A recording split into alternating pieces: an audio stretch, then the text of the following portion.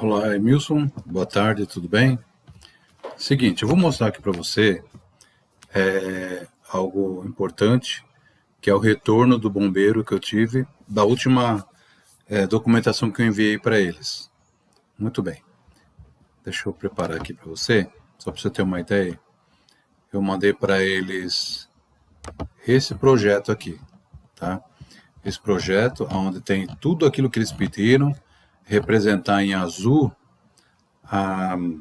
as áreas frias, né? E mostrar quadro de áreas, exatamente como eles estão precisando para poder fazer a avaliação técnica em função do material. Olhando o projeto, eles vão conseguir, então, identificar a situação que o projeto se encontra em termos de estar completo, né? Então, aqui nós temos o quadro de áreas, onde no andar térreo eu estou afirmando que é para uso exclusivo de garagem. Tá aqui, ó. Nessa área eu tenho uma área que não é computável, que é aquela parte da lixeira, do banheiro, o posto da escada inicial, que fica ali no térreo da garagem. Depois, no primeiro pavimento, eu tenho 225,09 metros quadrados, que corresponde à área útil, né? E somado-se a isso, eu tenho ainda no primeiro pavimento a área do posto da escada, dos banheiros, a área de serviço, são tudo áreas não computáveis. Isso daí dá em torno de 41,31 metros quadrados. Agora, já considerando o duplex, né, nós temos o total de 382,91 metros quadrados, que corresponde à parte de baixo, à parte de cima, e nós temos também toda aquela área que é dos banheiros, da área de serviço, da escadaria, que são considerados como áreas não computáveis. Então está aqui o valor, né? E aqui eu tenho como área total construída computada, que dá 689,75, e mais área não computada, dá um total da construção, total de área construída, da edificação, 852 metros e 22 metros quadrados. Muito bem. Então, esse foi o material que eu mandei para o bombeiro, né? Agora, vamos avaliar aqui o que foi que eles mandaram para mim de retorno, né? É claro que isso aqui eu fiz balizado em orientação fundamentada no Decreto-Lei 63/911, certo? Muito bem. Então, vamos ver aqui o comunicado que o bombeiro me mandou. Olha só. Esse aqui da última remessa que eu mandei para eles. Recolhi uma nova RT, uma nova taxa de bombeiro, tudo novo, né? Em função do projeto completo que eles pediram no dia que eles foram aí fazer a vistoria. Então está aqui, esse é o número do projeto, inclusive ele está informando que está comunicado, né, que é essa comunicação que a gente está vendo aqui. Então nessa comunicação, o que ele está afirmando, né? Ele está considerando o decreto estadual 63/911 de 2018, e essas são as colocações que ele fala que a gente tem que respeitar aqui. Considerando na análise do projeto que a edificação possui como ocupação principal a 2, que é residencial, né, multifamiliar, com carga de incêndio 300 megajoule por metro quadrado, que é considerado baixo, né, risco baixo, e segundo a tabela do decreto, né, que dá essa classificação. Ele está considerando uma área total construída de 852 metros e 22 metros quadrados. Considerando que a altura da edificação é 8,85 metros, né, conforme medição, adotando os parâmetros do artigo 17 do decreto estadual 63/911. Bom, edificação analisada conforme esse decreto aqui, que é essa lei que a gente está se balizando. Considerado que o sistema ele tem iluminação de emergência da edificação por blocos autônomos, que é o que tem aí, e considerado que a edificação é de concreto armado, né, base, fundação, tudo, toda a estrutura, fechamento com painéis de alvenaria e tal, e tem aqui a instrução técnica número 8, né, que rege essa parte. Muito bem. Aí quando você vem aqui, que ele fala assim, ó, foram constatadas as seguintes irregularidades. Então ele está falando aqui, ó, veja só, segundo esse decreto, né, que é o 63.911, ele está falando que nós temos que reavaliar a altura da edificação para fins de exigências das medições de segurança contra incêndio e deverá considerar a medida em metros do piso mais baixo ocupado ao piso do último pavimento, né? Artigo 3, inciso 1º, a linha A do decreto 63.911. No caso de comunique-se, de análise eletrônica, todos os documentos enviados referentes ao respectivo protocolo serão excluídos do sistema. Portanto, deverão ser inseridos tudo novamente. Ou seja, tudo que eu coloquei lá, né, depois dessa análise que ele fez aqui, ele vai ser excluído do sistema. Vamos deletar, e não vai ter nós vamos ter que colocar, né, eu vou ter que colocar lá tudo novo, né? Mas vamos ver aqui o que ele está falando. Segundo essa instrução técnica IT22, ele diz que prevê proteção por sistema de hidrantes para a edificação, conforme a exigência da tabela do decreto 63.911, que é esse decreto que nós estamos vendo. Hidrantes aí é o maior problema, né? Nós já discutimos sobre isso, batalhamos, corremos atrás, e então, tudo que foi feito até agora, fui pensando em termos de nem pensar em colocar hidrantes aí, né? Então aqui ele fala que considerando a ocupação A2, que é para multifamiliar, tal, carga de incêndio baixa, a área construída de edificação 852, o sistema de hidrantes adotado para o projeto deve ser do tipo 2, tabela 3 e instrução técnica 22. Aí ele pede para apresentar memorial de cálculo desses hidrantes, tal, considerando o uso simultâneo dos jatos de água mais desfavoráveis utilizados nos cálculos para qualquer tipo de sistema especificado, adotando em cada jato de água, no mínimo, as vazões, pressões obtidas conforme tabela 2. Então, olha só. Aí depois ele ainda complementa, aqui na instrução técnica número 1, vai apresentar carta-resposta respondendo item a item as irregularidades que ele apontou aqui em cima, na análise desse projeto, esclarecendo as providências adotadas para que o projeto técnico possa ser reanalisado, né? E depois ele fala assim, apresentar o formulário de segurança contra incêndio conforme a letra A do item 6231, e ele diz que isso eu tenho que fazer a minha assinatura digital, como eu já sempre faço mesmo, normal, né? Observar o modelo anexo A, isso aqui eu já observei, foi o que eu fiz, inclusive, né? Aí ele fala assim, ele afirma o seguinte, que esclarecer o uso de GLP.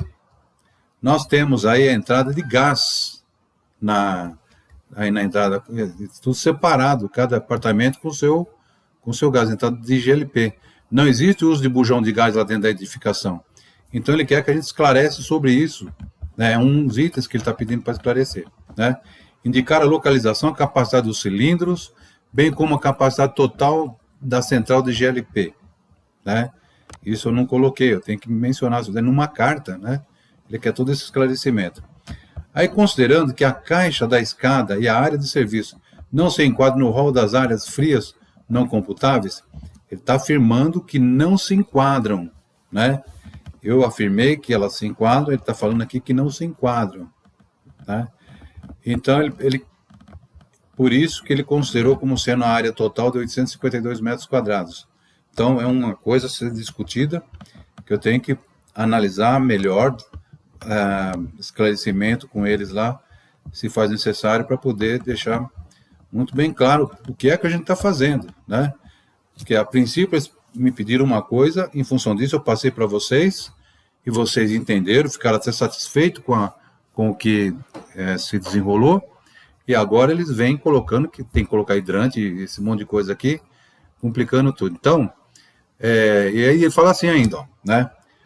Sujeito a novas exigências técnicas, caso as anterior emitida não sejam corrigidas, ou se surgirem ou persistirem descumprimentos da legislação e normas técnicas vigentes, no caso do projeto técnico impresso, o mesmo deverá ser retirado do local de protocolo para que o processo de análise seja concluído.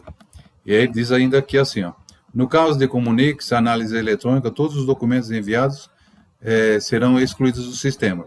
Perfeitamente natural, né?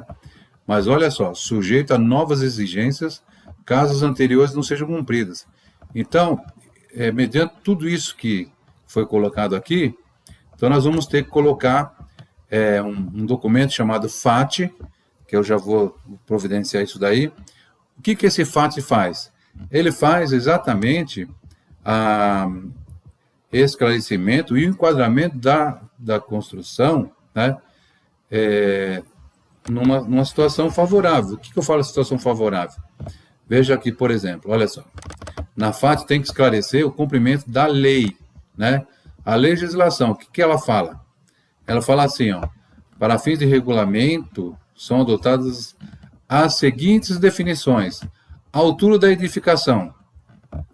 Para fins de exigências das medidas de segurança contra incêndio, é a medida em metros do piso mais baixo, ou seja, o piso da garagem, até o piso do duplex, né? E aí fala, para fins de saída de emergência, é a medida em metros entre o ponto que caracteriza a saída do nível de descarga do piso último até o último pavimento, né? O último pavimento, no caso, é o duplex. Então, olha só. Aí, vamos olhar aqui um outro ponto importante. Inclusive, foi isso que me balizou, me deixou cheio de esperança, né? Quando eu falei com eles pela primeira vez. É aqui, ó. Esse capítulo aqui, da lei, né?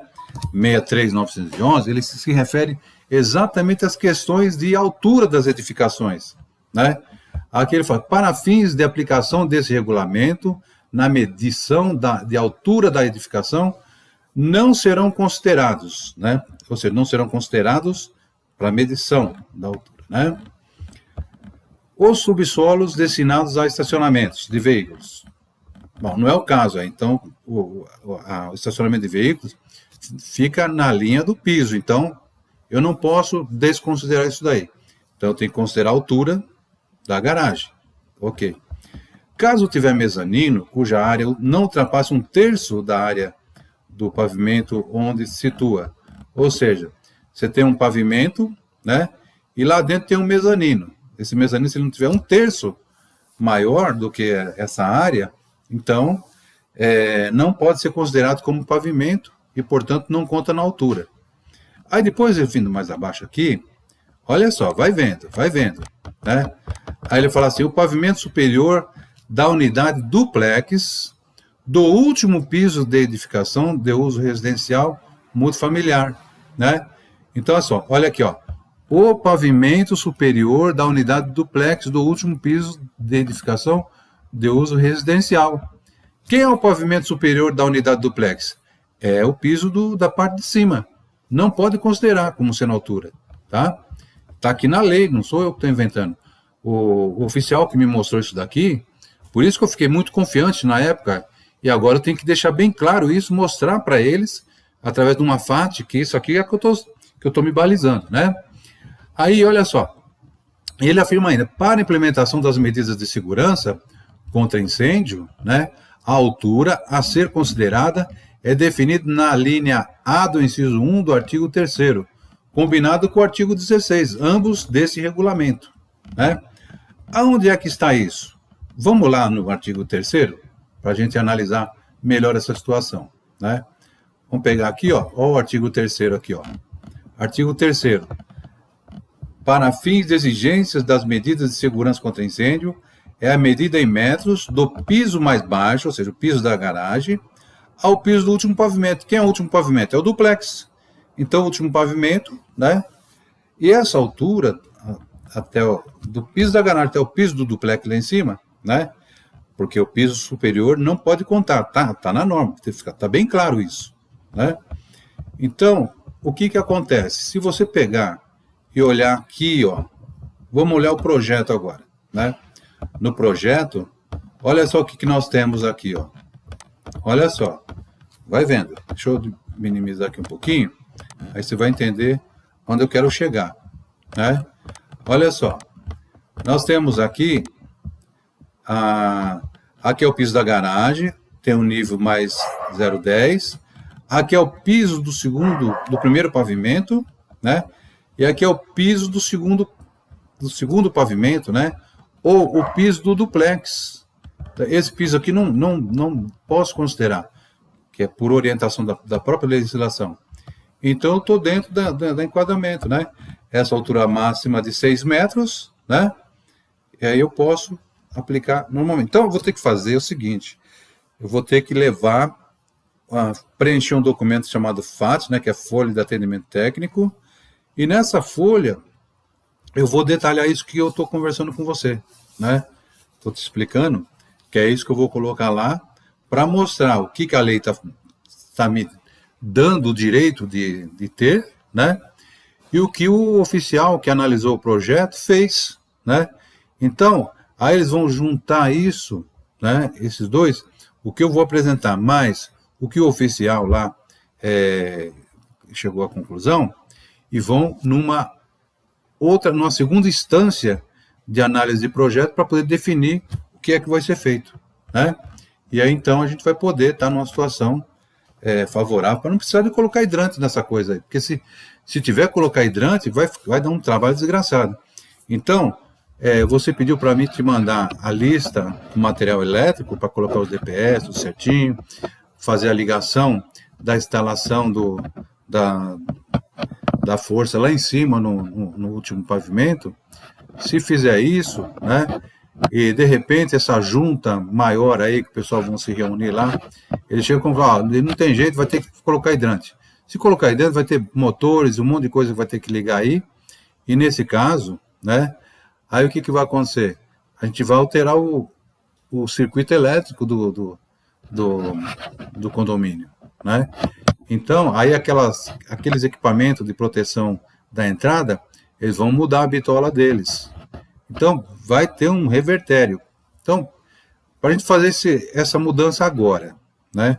Para depois o bombeiro exigir que seja feito de outra maneira e ter que mudar toda a entrada de força em termos de bitola, né? Não os equipamentos, mas mudar a bitola, que vai alterar o tamanho dos DPS, que são os dispositivos de proteção. Nesse caso, é melhor aguardar mais um pouquinho, né? Até o pessoal dar o parecer final favorável, deferindo o meu pedido, que eu não estou inventando da minha cabeça tudo isso, estou me balizando na lei, né? No decreto-lei o balizamento que ele me oferece. É isso que eu estou fazendo. Então, vamos aguardar um pouquinho antes da gente sair fazendo qualquer coisa aí. Tá bom, Edmilson? Obrigado aí. Um abraço e até outra hora que eu dou o melhor esclarecimento para você, tá?